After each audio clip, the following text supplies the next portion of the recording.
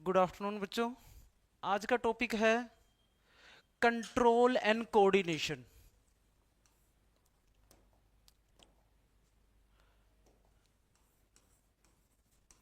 Control and coordination.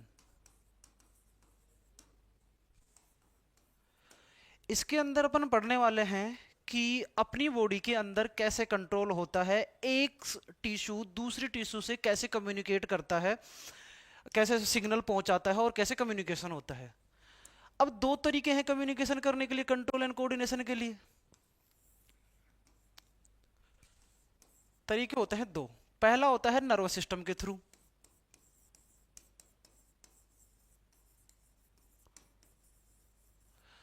और दूसरा होता है एंडोक्राइन सिस्टम के थ्रू।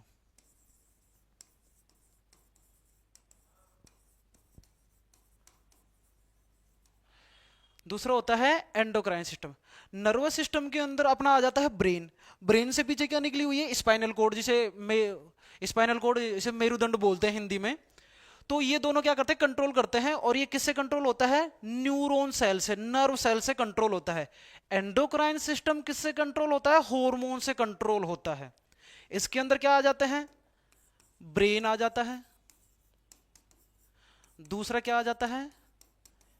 Spinal cord. और तीसरा आ जाता है न्यूरॉन, सॉरी,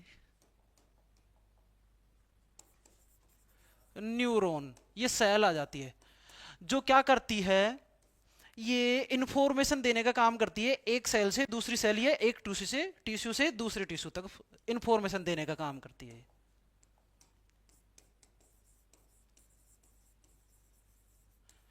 और ये हार्मोन मीडिएट सिस्टम है। ये कौन सा सिस्टम है? Hormone mediate system. अब मैंने क्या बताया? नर्वस सिस्टम दो तरीके से कंट्रोल हो जाता है, दूसरा एंडोक्राइन सिस्टम दूसरे तरीके से कंट्रोल होता है। अब ये सिस्टम क्या है, पहले सिस्टम की बात कर लेते हैं। जैसे कंप्यूटर है, कंप्यूटर के अंदर अगर अपन सीपीयू निकाल दे, एक मतलब बहुत सारी चीजें आपस में कम्युनिकेट करके सिग्नल दे रही हैं, अगर उसमें से एक भी चीज कम हो जाए तो उसका कम्युनिकेशन पूरा बिगड़ जाता है। तो अगर ये सिस्टम है तो न्यूरॉन सेल अपनी बॉडी, ह्यूमन की बॉडी के अंदर पाए जाने वाली सबसे लंबी कोशिका कौन सी होती है? लंबी सेल है न्यूरॉन सेल। तो न्यूरॉन सेल एक सेल से दूसरे सेल में कम्युनिकेट करते हैं, तो उसे क्या बोलते हैं? नर्वस सिस्टम बोलते हैं। जिसके अंदर ब्रेन आ जाता है, स्पाइनल कोड, आगे पढ़ेंगे सारी एक एक डिटेल करके। न्यूरॉन आ जाता है जो सेल को इंफॉर्मेशन देती है। दूसरा होता है एंडोक्राइन सिस्टम, जो भी हमारी बॉडी में कम्युनिकेशन करने में हेल्प करता है, मतलब कोऑर्डिनेशन करने में हेल्प करता है। अब होता क्या है? न्यूरॉन क्या करता है? थोड़ा फास्ट है, फास्ट सिग्नल देता है थोड़ा सा। हार्मोन थोड़ा सा देता है कम सिग्नल, थोड़ा स्लोली सिग्नल देता है। मतलब एक तरीके से कम्युनिकेशन ये फास्ट होता है। अगर आप किसी में क्या करें, गर्म पानी में हाथ डालेंगे तो तुरंत क्या होता है कि अपन तुरंत से हटा लेते हैं। हार्मोन क्या करता है? थोड़ा सा उसमें थोड़ा सा स्लो है। किससे? नर्वस सिस्टम से। तो ये हो जाता है कंट्रोल एंड कोऑर्डिनेशन के लिए दो type, nervous system and endocrine system. आगे हम इसको कंटिन्यू करेंगे। किसको? नर्वस सिस्टम को कंटिन्यू करेंगे। शुरुआत से लेकर चलेंगे, एकदम प्रिमिटिव स्टेज से, इवोल्यूशन से लेकर चलेंगे। अब होता क्या है कि पंच जगत अवधारणा है, मतलब एक साइंटिस्ट था R H विटेकर, जिसने 5 किंगडम क्लासिफिकेशन दी। तो उसके अंदर आ जाता है दो किंगडम आ जाते हैं, एनिमेलिया एंड प्लांटी। और उसके अंदर आ जाता है एनिमेलिया के अंदर हम पढ़ते हैं एनीमिलिया। एनीमिलिया के अंदर हम दो तरीके से पढ़ते हैं। इनवर्टिब्रेट एनिमल पढ़ते हैं,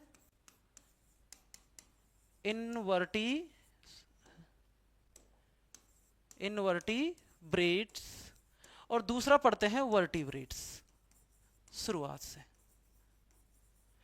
अब इनवर्टिब्रेट में बहुत सारे फाइलम आते हैं, प्रोटोजोआ, पोरीफेरा, सिलिंट्रेटा, प्लेटी एल्बंथीज, एसके एल्बंथीज, एनेलिडा, आर्थ्रोपोडा, मोलस्का, इकानोडर्मेट्स और कोडेटा। कोडेटा किसमें आ जाता है? वर्टिब्रेट के अंदर आ जाता है। तो उसके अंदर कहां से शुरुआत हुआ, नर्वस सिस्टम कैसे, ब्रेन कैसे डेवलप हुआ, कैसे कैसे हुआ? सबसे पहला फाइलम आ जाता है आपका प्रोटोजोआ। इसके अंदर नर्वस सिस्टम नहीं पाया जाता। दूसरा आ जाता है आपका पोरीफेरा। पोरीफेरा के अंदर भी नर्वस सिस्टम नहीं पाया जाता। तीसरा आता है आपका सिलिंड्रेटा, सॉरी सिलिंड्रेटा। अब होता क्या है, सिलिंड्रेटा के अंदर नर्वस सिस्टम पाया जाता है। सिलिंड्रेटा के अंदर क्या पाया जाता है, नर्वस सिस्टम पाया जाता है, बट इसके अंदर ब्रेन नहीं होता है। इसके अंदर क्या नहीं होता, ब्रेन नहीं होता है। दूसरा आके आ जाता है, आगे बढ़ते हैं, सिलिंड्रेटा, प्लेटी हेलमंथीज और एसके हेलमंथीज। प्लेटी हेलमंथीज और दूसरा आ जाता है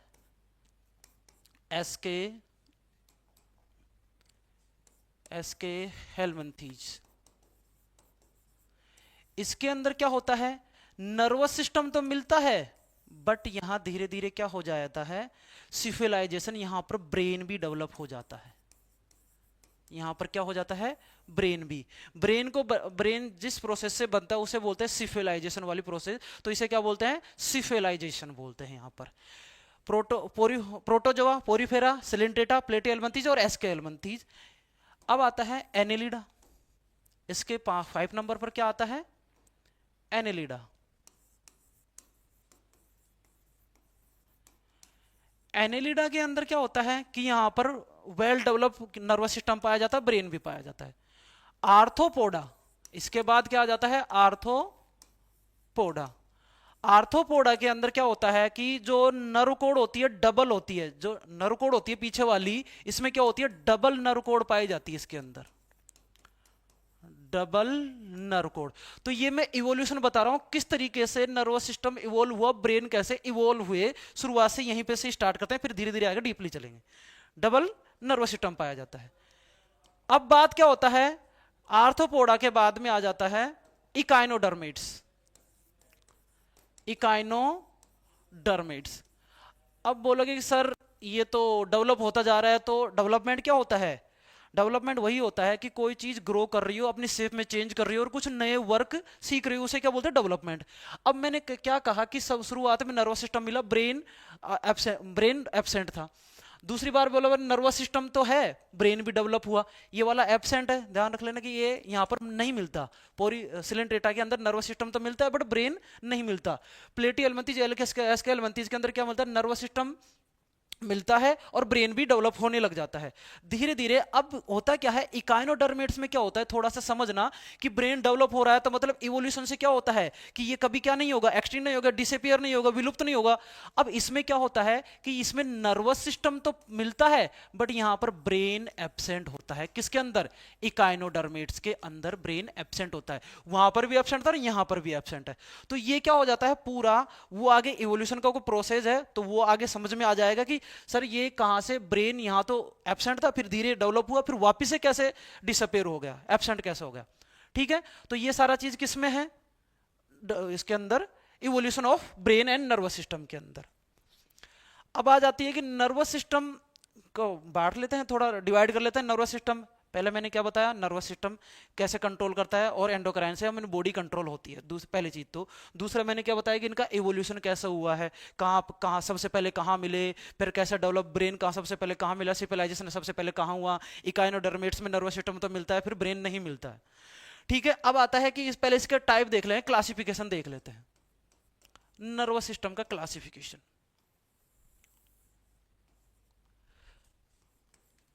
पहला बांटा जाता है central nervous system, CNS, central nervous system. Normally 2 भागों में बांटा जाता है, वैसे तो 3 में, अभी 2 ही बता दूंगा, उसके अंदर तीसरा ही बता दूंगा। PNS, पेरीफेरल नर्वस सिस्टम, इसका 2 भाग है। अब central nervous system and peripheral nervous system. Central nervous system में क्या होता है, सेंटर वाला चीज जो अपने सेंटर में है, पेरिफेरल मतलब अपने चारों तरफ, बॉडी के चारों तरफ जो है पेरिफेरल वाला पार्ट हो जाता है। अब सेंट्रल नर्वस सिस्टम में क्या आ जाता है, अपना ब्रेन है, ब्रेन से क्या निकली हुई है, स्पाइनल कोड निकली हुई है। तो सेंट्रल नर्वस सिस्टम को दो भागों में बांटते हैं, कौन कौन से, पहला तो आ जाता है ब्रेन और दूसरा आ जाता है स्पाइनल कोड। ये आ गया। पेरिफेरल नर्वस सिस्टम के अंदर पहले तो न्यूरॉन के बारे में बताते हैं, दो टाइप की न्यूरॉन मिलती है इसके अंदर, इसके भी टाइप बता देता हूं, पहले आगे बताऊंगा फिर। इसको दो भागों में बांटता है, कौन कौन से, सबको क्लासिफाई करूंगा, अभी सिर्फ नाम लिख रहा हूं। इसके अंदर आ जाता है सोमेटिक नर्वस सिस्टम, सोमेटिक, और दूसरा आ जाता है ऑटोनोमिक, ऑटोनोमिक नर्वस सिस्टम। ठीक है, एक एक करके समझाते चलता हूं। Central nervous system, central nervous system हमारी पूरी बॉडी का कंट्रोल कौन करता है, ब्रेन करता है। अब ब्रेन तो कर रहा है पूरी बॉडी का कंट्रोल, अब एक्चुअली क्या है, ये क्या काम करता है, स्पाइनल कोड। अब एक तरीके से ये मान लो कि कहीं पर पूरा कंसंट्रेशन है, कि मैं अब आपकी तरफ देखता जाऊं, इसकी तरफ देखता जाऊं, पूरा कंसंट्रेशन मैं यहां लगा दूं, बुक की तरफ देख रहा हूं, तो ब्रेन का पूरा काम कहां पर है, यहां पर है। आपको देखा होगा एकदम से पीछे से कोई आता है, आपको झटका लगता है एकदम से कौन आ गया। अब वो कैसे लगता है कि जैसे मैं कंसंट्रेशन है, पूरा ब्रेन को मैंने बिजी कर दिया सामने वाले को। अब ब्रेन तो बिजी है दूसरे काम में, बॉडी का कंट्रोल कौन करता है। अब जब ब्रेन बिजी होता है तो बॉडी का कंट्रोल किसको दे दिया जाता है, पूरा स्पाइनल कोड को दे दिया जाता है कि भाई अब तू बॉडी को संभाल, जो भी आएगा वो आएगा। अब ये तो पूरा एक्सपीरियंस आदमी है, अपनी बॉडी को संभालने के लिए पूरे एक्सपीरियंस है भाई, संभालता आ रहा है, पूरी बॉडी को कंट्रोल करते आ रहा है। अब इसको तो हमने बिजी कर दिया, एक साइड में बिजी कर दिया, उसकी एब्सेंस में स्पाइनल कोड ये थोड़ा अनएक्सपीरियंस, मतलब एक्सपीरियंस कम है इसको। तो अगर ये कोई किसी को एक्सपीरियंस कम है तो थोड़ा वो रहता है, थोड़ा उत्सुकता रहता है कि कैसे क्या होगा, कैसे क्या नहीं होगा। अब होता क्या है कि एक दिन से ये थोड़ा हक्का बक्का रहता है कि नहीं कौन आ रहा है, कौन आने वाला है। अब एक दिन से आता है, कौन पीछे आता है, तो वो थोड़ा सा हो जाता है, होचपोच हो जाता है कि कौन आ गया कौन आ गया, ये कंट्रोल नहीं कर पाता उस स्थिति में। तभी आपको पीछे झटका लगता है एकदम से, नहीं कौन आ गया, क्योंकि ये पूरा एक्सपीरियंस नहीं है इसको, इसको प्रॉपर है। अब जब कोई पीछे से हाथ रखता है तो फिर ये कहता है कि नहीं ब्रेन तू ही आ जा, मतलब तू ही संभाल ले इस चीज को। तो ये पूरा एक दूसरे से कंट्रोल करते हैं। वो भी समझ में आ गए किस तरीके से कंट्रोल करते हैं। होता है ना एकदम से पीछे पीछे बात कर रहे हैं और एकदम से कोई पीछे आ जाए, एकदम से डर लगता है कौन आ गया। तो इसी से लगता है कि हम ब्रेन को एक जगह बिजी कर देते हैं, तब जाकर हमारी बॉडी का कंट्रोल किसके हाथ में होता है, स्पाइनल कोड के हाथ में होता है। तो ये वाला चीज सिस्टम इसके अंदर आ गया, ये समझ गए। आगे बढ़ते हैं, ये वाला करते हैं, ये सोमेटिक और ऑटोनोमिक। सोमेटिक नर्वस सिस्टम क्या होता है, सोमेटिक मतलब वॉलेंट्री, जो भी अपनी इच्छुक, मतलब जो अपनी इच्छा से अपन काम कर सकते हैं, चलना, हाथ हिलाना, ये सारे क्या होते हैं, सोमेटिक नर्वस सिस्टम कंट्रोल करता है। और इनवॉलेंट्री, जो अपनी इच्छाओं के अनुसार नहीं होता, जैसे नेचुरल चीजें होती हैं, प्यास लगना। अब नेचुरल चीजें जैसे एक्सक्रीशन, रेस्पायरेशन, ये सारी चीजें कौन करता है control, autonomic. Involuntary. Autonomic nervous system को भी दो भागों में बांटते हैं, ऑटोनोमिक नर्वस सिस्टम को भी दो भागों में बांटते हैं, कौन कौन से, सिंपैथेटिक और पैरासिम्पैथेटिक। पैरासिम्पैथेटिक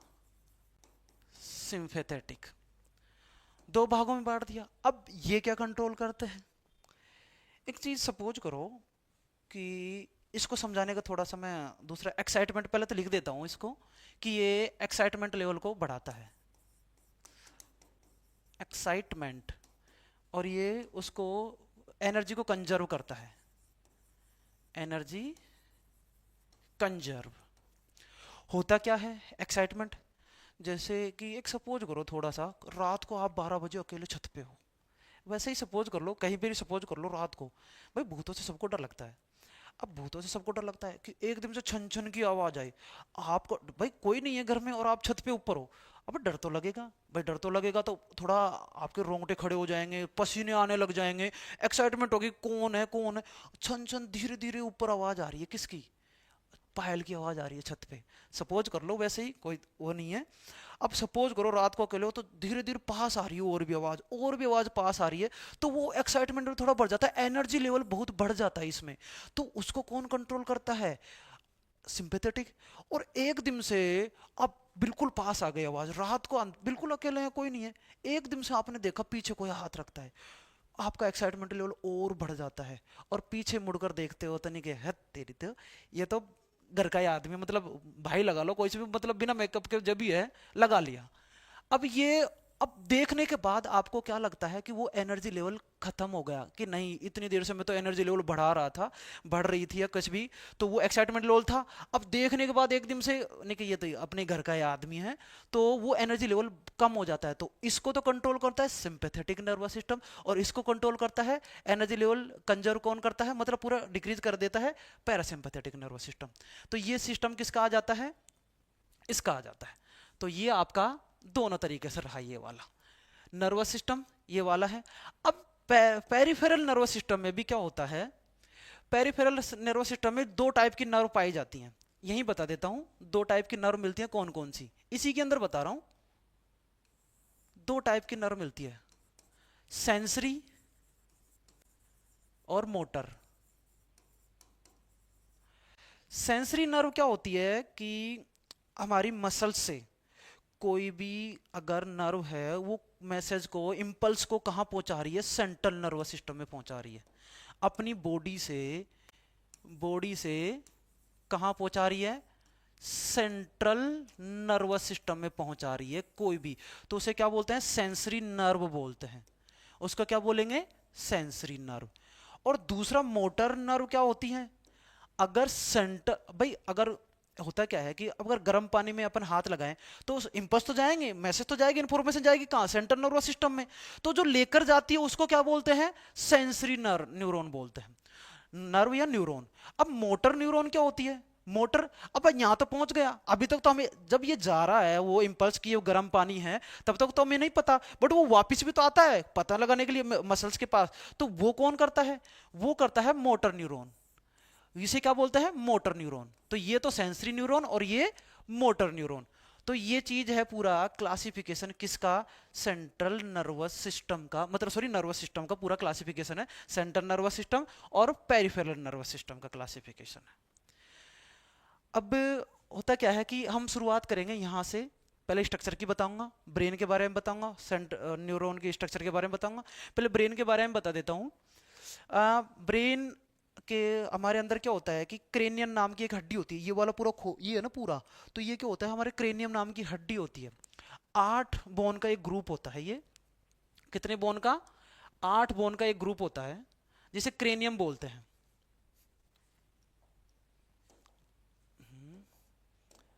ये कुछ स्ट्रक्चर बना रहा हूं, ये क्रेनियम है एक तरीके से, हमारा ब्रेन है पूरा। तो 8 बोन होती है इसके पास, 8 बोन होती हैं। कौन कौन सी होती हैं? ये पीछे वाली होती है ऑक्सीपिटल होती है, ये वाली, ये बोन होती है। एक तो हो गई ऑक्सीपिटल, ऑक्सीपिटल एक बोन हो गई। एक हो गई आगे वाली, ये वाली फ्रंटल, फ्रंटल। और ये हो गई टेम्पोरल, जो ये वाली बोन होती है, एक इधर और एक इधर, ये हो गई टेम्पोरल। तो दो बोन हो गई टेम्पोरल, टेम्पोरल, दो बोन हो गई।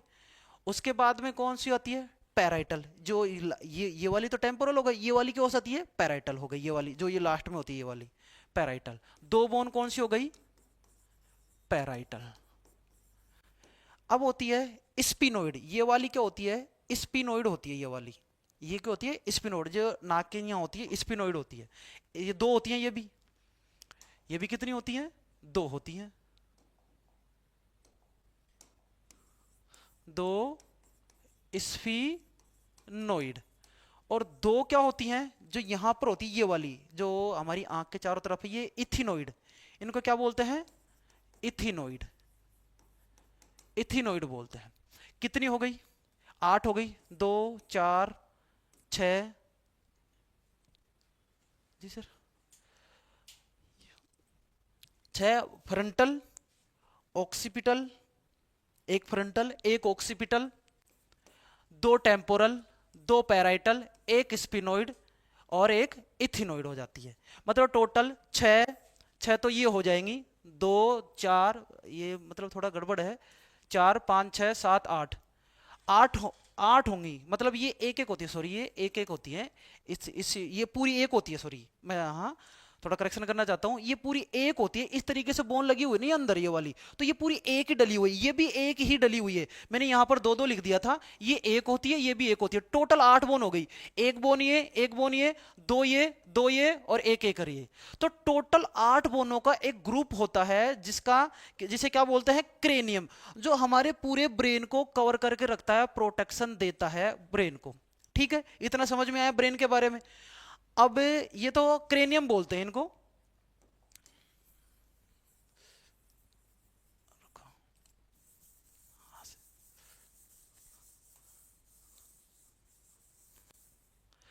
ठीक है, क्रेनियम। अब क्रेनियम के नीचे क्या होता है, एक मेनिंजोइट मेम्ब्रेन होती है।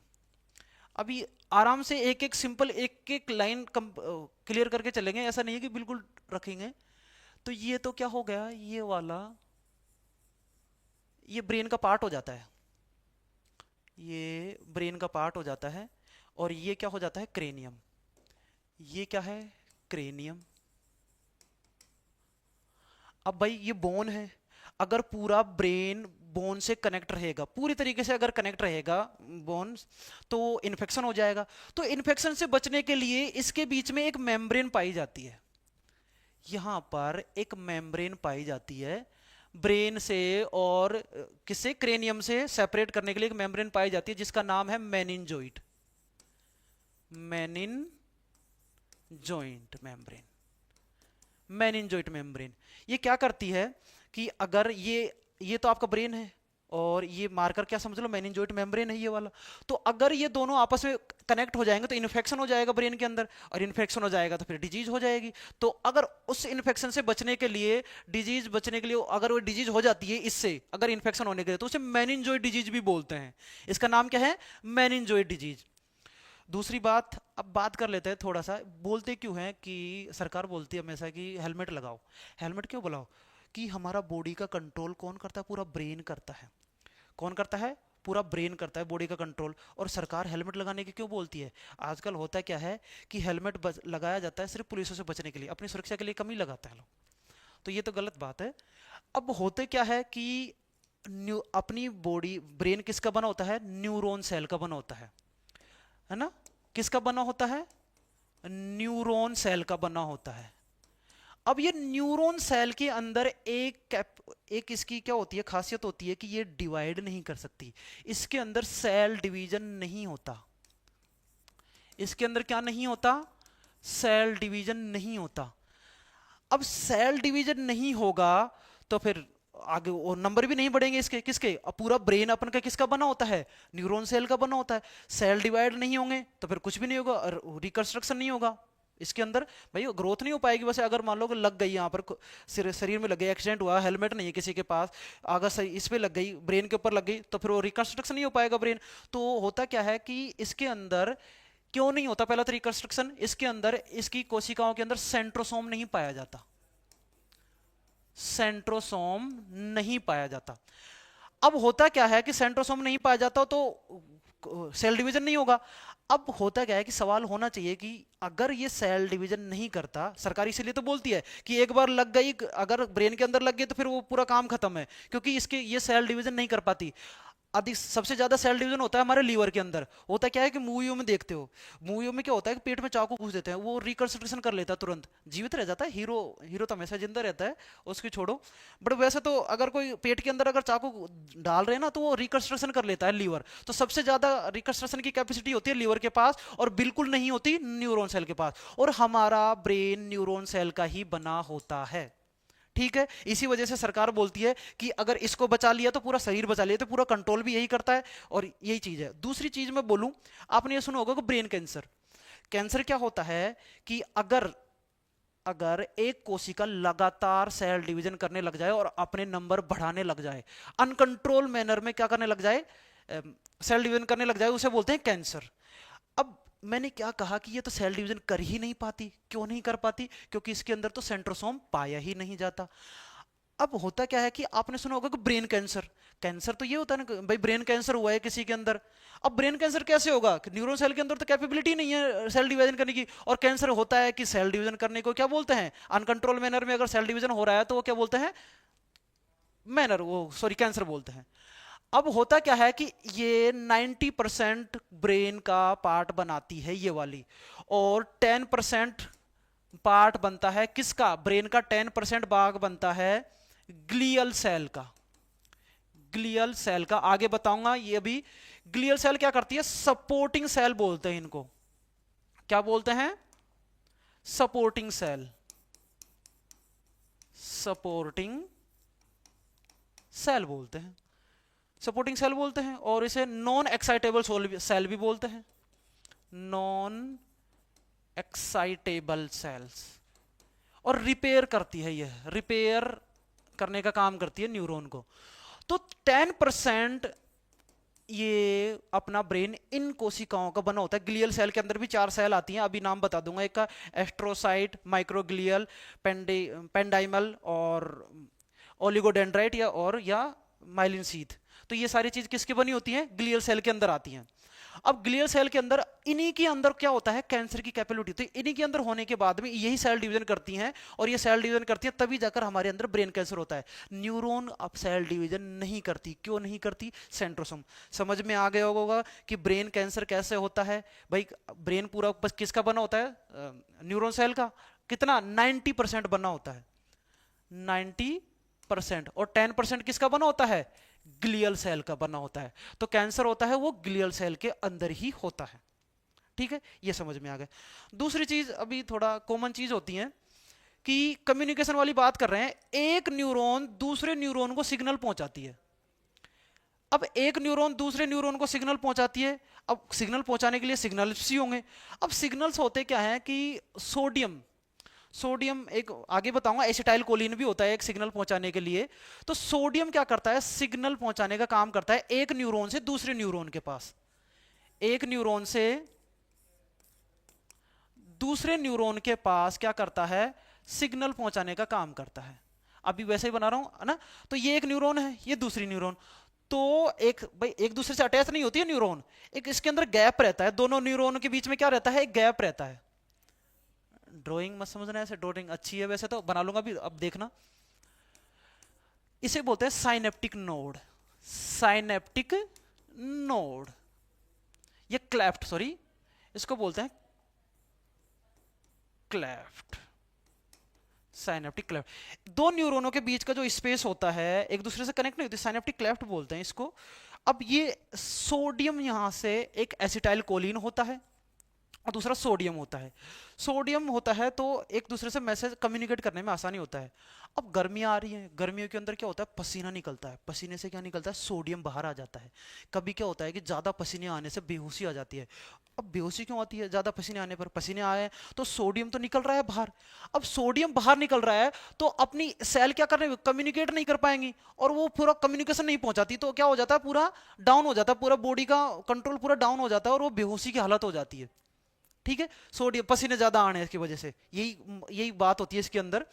दूसरा क्या होता है कि फिर हम पिलाते हैं तो ग्लूकोज देते हैं कि एनर्जी आ जाए इसके अंदर, और उसके अंदर थोड़ा नमक डाला जाता है। क्यों, क्योंकि सोडियम की मात्रा उसके अंदर बढ़ा दी जाए, कम्युनिकेशन अच्छे से हो जाए, ये वाली चीज की बात है। तो ये चीज समझ में आ गई होगी कि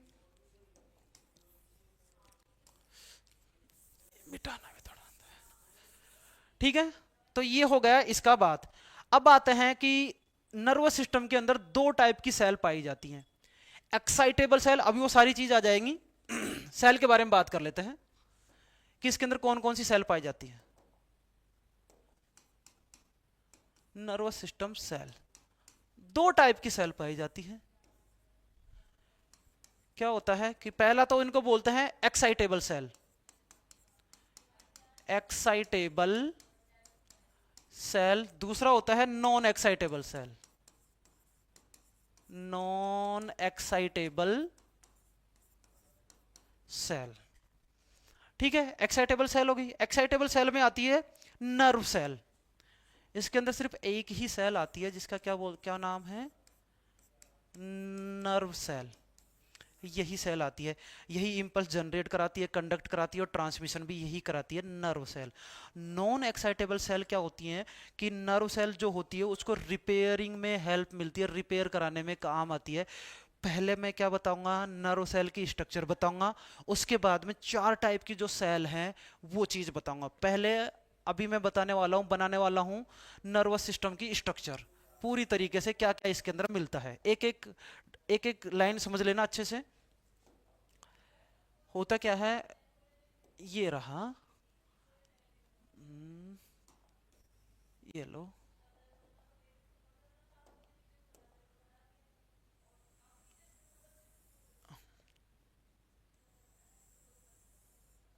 ये एक्सॉन है,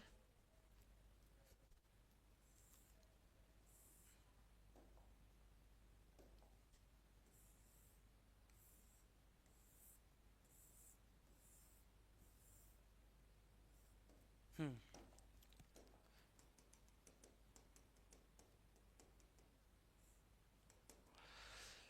इस तरीके से होता है। एक तरफ साइटोन होता है जिसे न्यूक्लियस भी बोलते हैं, साइटोन सेल बॉडी बोलते हैं, दूसरा एक्सॉन टर्मिनल बोलते हैं। ये होता है कि यहाँ पर अभी पूरा बना लेता हूँ, एक एक करके बताता हूँ। यहाँ पर होता है डेंड्रॉइड्स, ये क्या कहलाते हैं, डेंड्रॉइड्स कहलाते हैं ये हैं डेंड्रॉइड्स। अब यहाँ पर एक होता है न्यूक्लियस, यहाँ पर होता है न्यूक्लियस, यहाँ पर होता है न्यूक्लियस। समझ लो, शुरुआत से पहले कहां से कर रहे हैं, न्यूक्लियस होता है इधर। न्यूक्लियस के चारों तरफ होता है ये होता है नर्व फाइब्रिल्स। न्यूक्लियस के चारों तरफ क्या, सॉरी दूसरा कर लेने दो। न्यूक्लियस के चारों तरफ होते हैं यहां इस तरीके से नर्व फाइब्रिल्स होते हैं, इस तरीके से क्या होते हैं, नर्व फाइब्रिल, फाइब्रिल होते हैं यहाँ पर, नर्व फाइब्रिल। ये क्या करते हैं, स्केलेटन प्रोवाइड करते हैं। भाई हमारी बॉडी स्केलेटन है, हमारे अंदर पूरा है, तभी तो हम डटे हुए हैं, ना तो लुढ़क जाए वैसे भी, कैसे ऐसे हो जाए पूरे तरीके से अगर आपने इसके अंदर बोन ना हो तो। ये स्केलेटन का काम करता है किसका, नर्व फाइब्रिल। और इसके ऊपर पाया जाता है नीजल ग्रेन्यूल्स भी पाए जाते हैं यहाँ पर, इस तरीके से यहाँ पर क्या पाए जाते हैं, nasal granules, nasal granules, granule, ये यहाँ पर न्यूजल ग्रेन्यूल्स पाए जाते हैं। क्या काम करते हैं, राइबोसोम और प्रोटीन से मिल आरएनए, सॉरी राइबोसोम और आरएनए से मिलकर बने होते हैं, राइबोसोम प्लस आरएनए से मिलकर बने होते हैं। अब राइबोसोम और आरएनए से मिलकर बने होते हैं तो ये किसका फॉर्मेशन करते हैं, एक प्रोटीन का निर्माण करते हैं ये जिसका क्या नाम है, एसिटाइल कोलिन। अभी मैंने बताया था नमक के साथ, सोडियम के साथ बताया था कम्युनिकेशन होता है, एक न्यूरॉन से दूसरी न्यूरॉन में 2 प्रोटीन होती है, एक तो सोडियम के थ्रू कम्युनिकेशन होता है, ट्रांसमिशन होता है, दूसरा होता है एसिटाइल कोलिन। तो ये बनाती है नीजर choline, acetyl choline, acetyl choline बनाती है। ये प्रोटीन होती है जो ट्रांसमिशन का काम करती है। अब जो रेड कलर वाले होते हैं, ये रेड कलर वाले जो मैंने बनाए, ये डेंड्राइट्स हैं,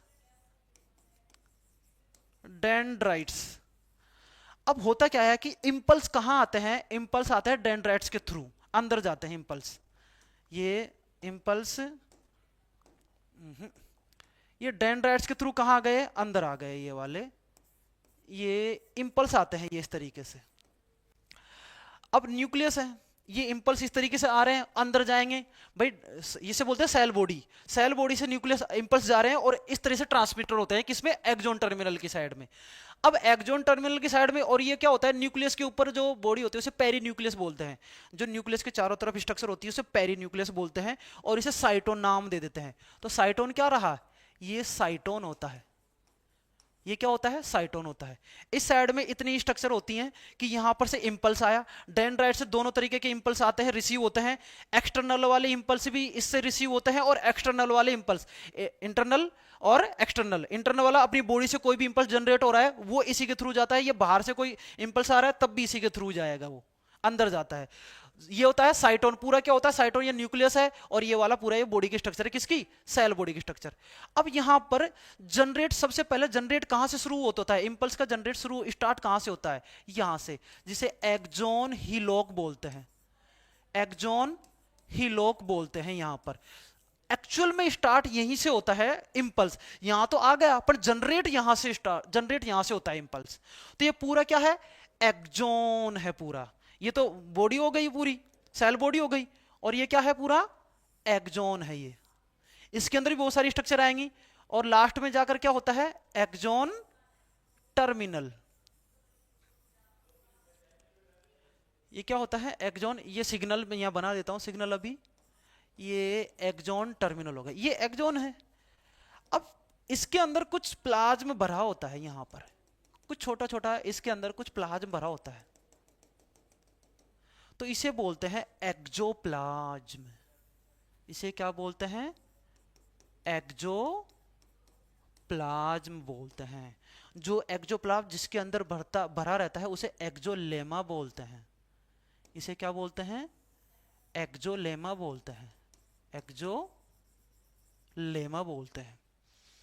अब यहां पर होती है एक सेल होती है माइलिन शीथ, एक कुछ छोटी छोटी स्ट्रक्चर इस तरीके से यहां पर बनी रहती हैं, जिसे माइलिन शीथ बोलते हैं।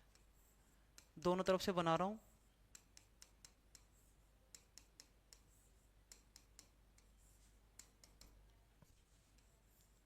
दोनों साइड में होती हैं, पैर में मान सकते हो।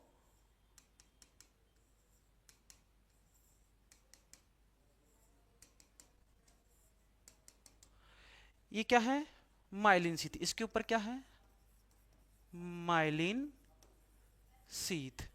माइलिन शीथ के अंदर देखो गैप है, मैं पहले आइडेंटिफाई कर देता हूं कि इसके अंदर गैप में पाई जाती है, छोड़ छोड़कर बीच बीच में गैप होता है इनके, तो ये इसमें क्या पाया जाता है, गैप मिलता है माइलिन शीथ के अंदर।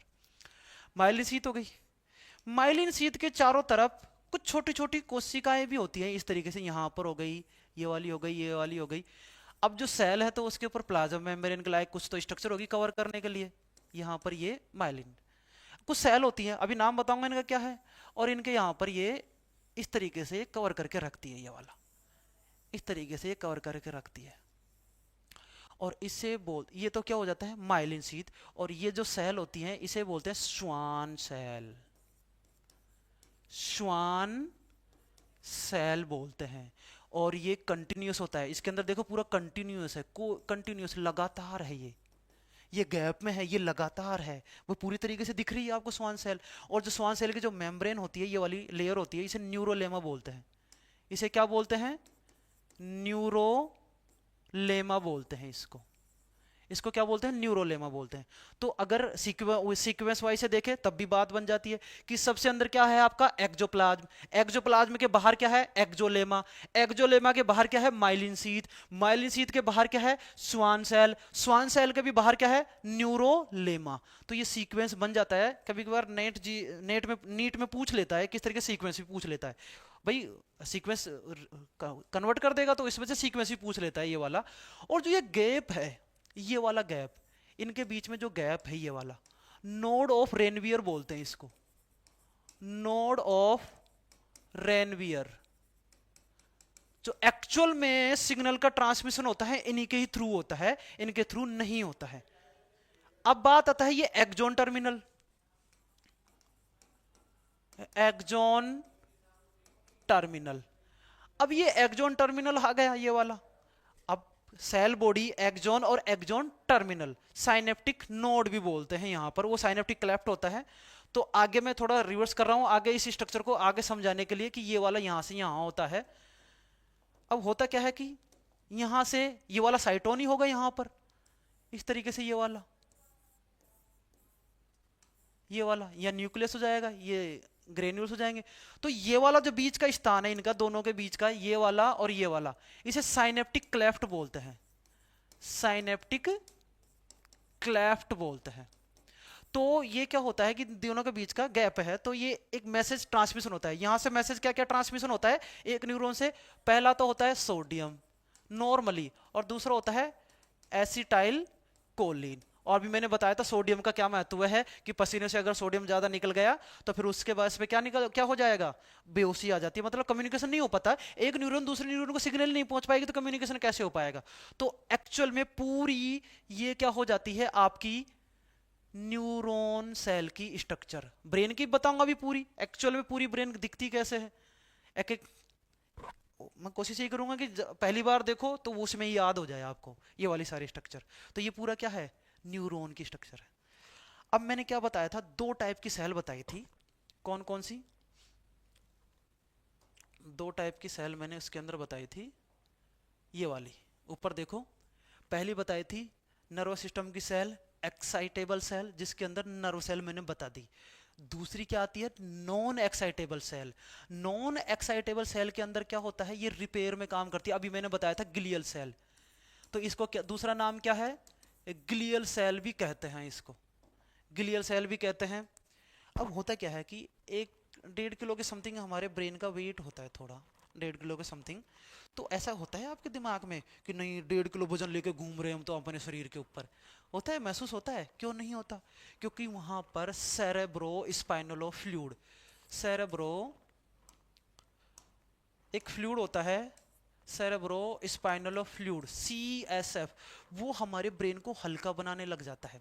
भाई होता है ना एक तरीके से बोलेगा नहीं कि नहीं हम तो रोज 1.5 किलो वजन लेकर घूम रहे हैं अपने शरीर के ऊपर, माथे के ऊपर, अब वजन तो है, महसूस नहीं होता 1.5 किलो आपको, क्यों नहीं होता, CSF के कारण। बताऊंगा कहाँ मिलता है ये, बट इतना समझ लो अभी कि हमारा ब्रेन हल्का इसी वजह से होता है, किसके कारण, CSF के कारण। ठीक है, अब आते हैं हम non excitable cell, excitable cell के अंदर आ गए नॉन एक्साइटेबल, और नॉन एक्साइटेबल सेल के अंदर ही कैंसर होता है जो मैंने बताया था अभी, इसके अंदर नहीं होता, ये तो डिवाइड ही नहीं करती, इसके अंदर तो क्या नहीं होता, वो नहीं होता, सेंट्रोसोम ही नहीं हो पाया जाता इसके अंदर। तो अब बात करते हैं किसकी, नॉन एक्साइटेबल सेल की बात करते हैं। नॉन एक्साइटेबल सेल दो टाइप की होती है, चार टाइप की sorry, non excitable cell,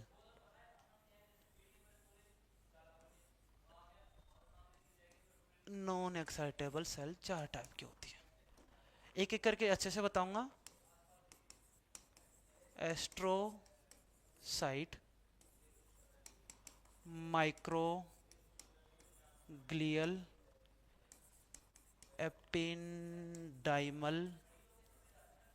ependymal, और दूसरा क्या होता है, ओलिगो डेंड्राइट्स और श्वान सेल। तो ये नाम तो अभी सुना सुना सा लग रहा होगा कभी, ये स्वान सेल, ये नाम तो अभी मैंने इसमें बताया था, किसके अंदर, ये रहा ये नाम, ये तो समझ में आ गया कि स्वान सेल कहाँ मिलती है ये वाली। भाई मैं इसके अंदर चौथी बता रहा हूँ स्वान सेल, तो ये तो नाम पता लग गया होगा आपका, आपको बताना किनके बारे में, इनके बारे में है। अब एस्ट्रोसाइट स्टार शेप की होती है, शेप कैसी होती है इसकी, स्टार शेप की होती है। अब स्टार शेप की शेप है ये क्या करती है कि ब्रेन के पास अगर ब्लड पूरी तरीके से पहुंच जाए, इन्फेक्शन पहुंच जाएगा, भाई ब्लड अच्छे से पूरा प्योर पहुंचता है ना, वैसे भाई डीऑक्सीनेटेड ऑक्सीनेटेड ब्लड हमारे शरीर के अंदर क्या करता है, फ्लो करता रहता है। तो ये ब्लड ब्रेन बैरियर काम करता है, किसका फॉर्मेशन करता है, blood brain barrier. Blood brain barrier क्या होता है कि ये हमारा ब्रेन रहा, ये क्या है, ब्रेन रहा, और ब्रेन से यहां पर क्या होता है कि यहां कोई ब्लड वेसल्स है, यहां ब्लड फ्लो कर रहा है यहां पर। अब भाई कुछ तो पहुंचाना पड़ेगा, भाई सिग्नल पहुंचाने हैं, हार्मोन के थ्रू सिग्नल पहुंचते हैं, ब्लड के थ्रू ही पहुंचते हैं।